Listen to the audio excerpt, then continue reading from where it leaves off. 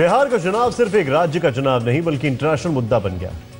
बिहार चुनाव में पाकिस्तान का शोर गूंजने लगा।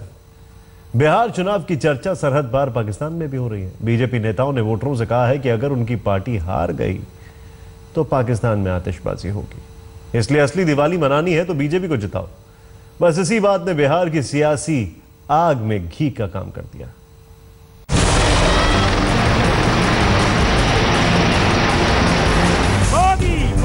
मोदी पाकिस्तान में जाकर चलेगी। हिम्मत हो तो जवाब दे।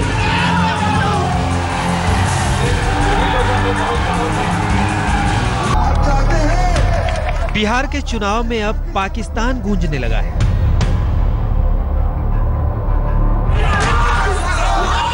बिहार को जीतने के लिए पाकिस्तान के नाम पर दुहाई दी जा रही है। बीजेपी अध्यक्ष अमित शाह ने बिहार के रक्सौल में बयान दिया कि गलती से भी बीजेपी हार गई तो पाकिस्तान में दिवाली मनाई जाएगी। ये बात सियासी विरोधियों को हजम नहीं हुई। वो पलटवार की तैयारी कर ही रहे थे कि इसी बीच बिहार बीजेपी के नेता सुशील मोदी ने अमित शाह के बयान का समर्थन कर दिया और प्रधानमंत्री मोदी का भी नाम लेकर कह दिया कि बीजेपी हारी तो पाकिस्तान और चीन दोनों खुश होंगे। बिहार में 3 चरण के चुनाव खत्म हो चुके हैं, लेकिन जुबानी जंग कम होने की बजाय बढ़ती जा रही है। पहली बार बिहार चुनाव में बीजेपी की ओर से पाकिस्तान का नाम उछाला गया है। पार्टी अध्यक्ष अमित शाह ने रक्सौल की रैली में लोगों के सामने ये दुहाई दी कि अगर उनकी पार्टी हार गई तो पाकिस्तान में आतिशबाजी होगी, क्योंकि आतंकवाद के खिलाफ मोदी सरकार ही मजबूती से लड़ रही है। सुशील मोदी ने एक कदम आगे बढ़ते हुए ये कह दिया कि चीन और पाकिस्तान सिर्फ मोदी से डरते हैं। बीजेपी अगर बिहार में हारी तो मोदी कमजोर होंगे और मोदी कमजोर हुए तो चीन और पाकिस्तान हावी हो जाएंगे। विधानसभा चुनाव में इंटरनेशनल एंगल डालने वाली बीजेपी पर अब चौतरफा हमले हो रहे हैं। कांग्रेस, जेडीयू और आरजेडी ने बीजेपी पर पाकिस्तान के बहाने वोटों के ध्रुवीकरण का आरोप लगाया है।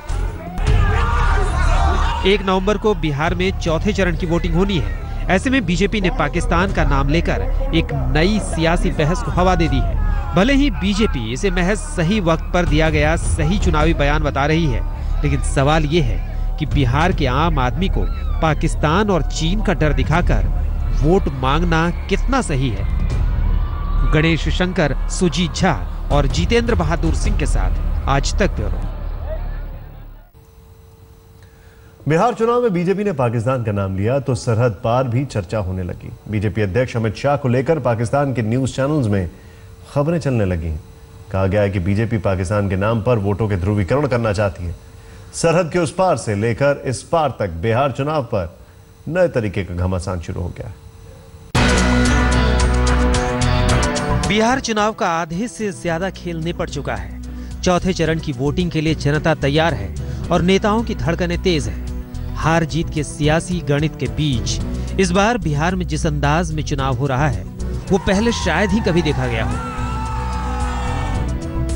हैरानी की बात यह है कि बिहार का चुनाव अब राज्य का चुनाव नहीं बल्कि अंतर्राष्ट्रीय मुद्दा बन गया है। जी हां, पाकिस्तान में भी बिहार के चुनाव और अमित शाह के बयान की चर्चा हो रही है। बीजेपी पर वोटों के ध्रुवीकरण के लिए पाकिस्तान का डर दिखाए जाने का आरोप लग रहा है और इसी बीच प्रधानमंत्री नरेंद्र मोदी ने बिहार के मुजफ्फरपुर में रैली के दौरान अमित शाह के पाकिस्तान वाले बयान पर कुछ इस अंदाज में प्रतिक्रिया दी। क्या मैं पाकिस्तान का प्रधानमंत्री हूं क्या? क्या मैं बांग्लादेश का प्रधानमंत्री हूं क्या?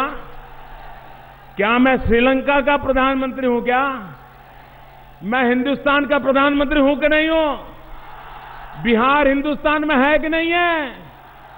ये कह रहे बाहरी है।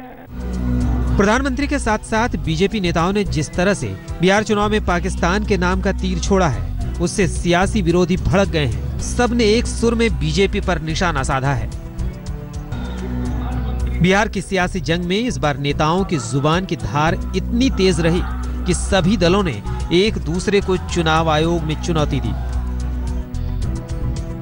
पाकिस्तान वाले बयान पर महागठबंधन ने चुनाव आयोग के दफ्तर जाकर मुलाकात की। बीजेपी पर पाकिस्तान का नाम लेकर वोटरों को डराने का आरोप लगाया। वहीं बीजेपी ने महागठबंधन के नेताओं पर भड़काऊ बयान देकर माहौल बिगाड़ने का आरोप लगाया।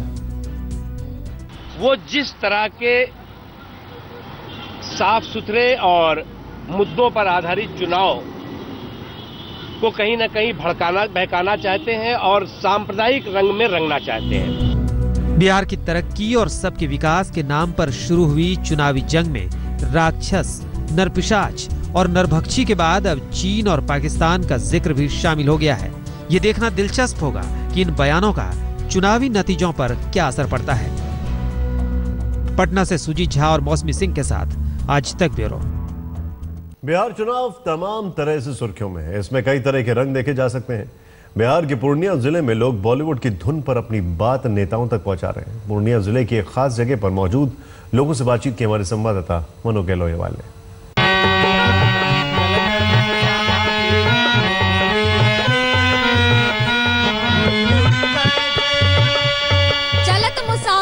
लिया रे पिंजरे वाली मुनिया, इस गाने को किसी के परिचय की जरूरत नहीं है। 1960 के दशक में फिल्म रिलीज हुई थी तीसरी कसम, जिसमें राज कपूर और वहीदा रहमान थे और उस फिल्म के इस गाने को एक बार फिर से सार्थक किया जा रहा है। मैं इस समय हूँ इस स्टेशन पर जहाँ इसकी शूटिंग हुई थी। आप देख सकते हैं गढ़ बनेरी जो स्टेशन था, यहीं पर राज कपूर को वहीदा रहमान से प्यार हो गया था। ये तो रही इतिहास की बात, लेकिन अब मुसाफिर हो गए हैं नेता और जो बाकी लोग हैं वो हो गए हैं इस पूरे प्रकरण के अभिनेता। एज अ वोटर, एक मतदाता के हिसाब से क्या उत्सुकता है इस बार के चुनाव के लिए और क्या क्या मुद्दे होंगे आपके?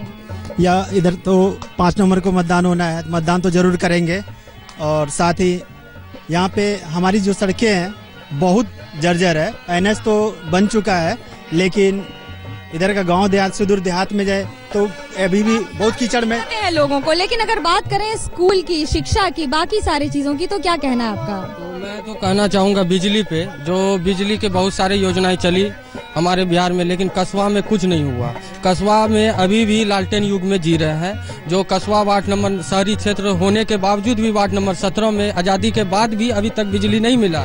समस्या तो बहुत सारी समस्या है। सबसे बड़ी समस्या जो हम नौजवानों के लिए है वो शिक्षित बेरोजगारी का समस्या हम लोग को सताती रहती है, जिसकी वजह से हम लोगों को दूसरे प्रांतों में जाके काम करना पड़ता है, पढ़ाना पड़ता है। कोई भी काम हो करते हैं, हर समाज में देखते हैं, हर जगह पे देखते हैं, थोड़ा थोड़ा सा बात से लेके लोग क्रोध पैदा करते हैं और मारपीट आपस में लड़ते झगड़ते हैं। इस पर भी सरकार का कोई निर्णय नहीं है।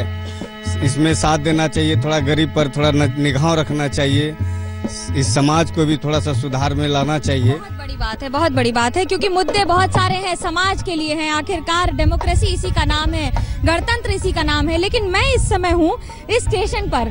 क्या बदला है 1970 के दशक से अब तक? जब 60 में ये सिनेमा की रिलीज हुई थी तब ये एक नैरो गेज हुआ करता था, लेकिन अब ये ब्रॉड गेज है। ये बदला है इतने वर्षों में। ट्रेन एक दिन में करीब 10 से 12 बार यहाँ से गुजरती है, लेकिन उससे ज्यादा नहीं है। सड़कों की हालत ये है कि आम आदमी परेशान है। और इन सब के बीच इस बार फिर चलत मुसाफिर मोह लिया रे पिंजरे वाली मुनिया। कौन होगा इस बार पिंजरे की मुनिया? कौन जीतेगा और किसके पर उड़ेंगे? ये तो 5 नवंबर को ही फैसला हो जाएगा। कैमरामैन तापस बेरी के साथ मनोज गहलोत, कस्बा पूर्णिया, आज तक।